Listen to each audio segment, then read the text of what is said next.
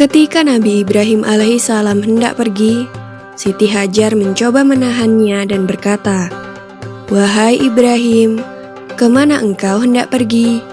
Apakah engkau akan meninggalkan kami di sini tanpa bekal untuk mencukupi kebutuhan kami?" Nabi Ibrahim tidak menjawab dan tetap beranjak pergi. Siti Hajar pun kembali bertanya, "Apakah Allah yang memerintahkanmu melakukan hal ini?" Nabi Ibrahim pun menjawab, "Ya, Allah lah yang memerintahkanku." Siti Hajar pun kembali berkata, "Kalau begitu Allah tidak akan membiarkan kami."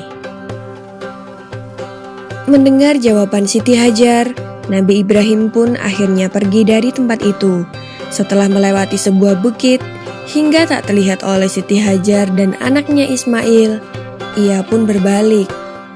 Ia memandang ke arah Baitullah sembari berdoa meminta kepada Allah agar segala kebutuhan istri dan anaknya senantiasa tercukupi. Nabi Ibrahim kemudian kembali ke negeri Syam untuk menemui istrinya Sarah atas perintah Allah. Di padang pasir yang tandus bernama Makkah itu, Siti Hajar kebingungan mencari sumber air untuk Ismail yang terus menangis karena kehausan. Maka berlarilah Siti Hajar ke sana kemari tanpa arah tujuan. Berkali-kali ia pulang pergi antara Bukit Syafa dan Marwah, tetapi tidak didapatnya setetes air pun. Tiba-tiba Siti Hajar mendengar suara yang memerintahkan agar Ismail diletakkan di sebuah tempat.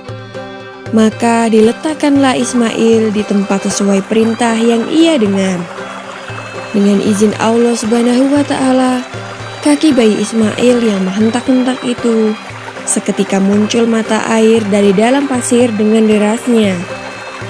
Lalu Siti Hajar pun segera meminum sepuasnya dari sumber mata air itu, dan Ismail pun berhenti menangis. Tak lama kemudian, mata air itu makin melimpah. Jibril pun berkata kepada air itu, "Zam-zam," yang berarti berkumpullah. Maka dengan izin Allah, mata air itu mengumpul. Sampai sekarang, mata air itu tidak berhenti mengeluarkan air, dan dapat kita kenal dengan sebutan air Zam-zam.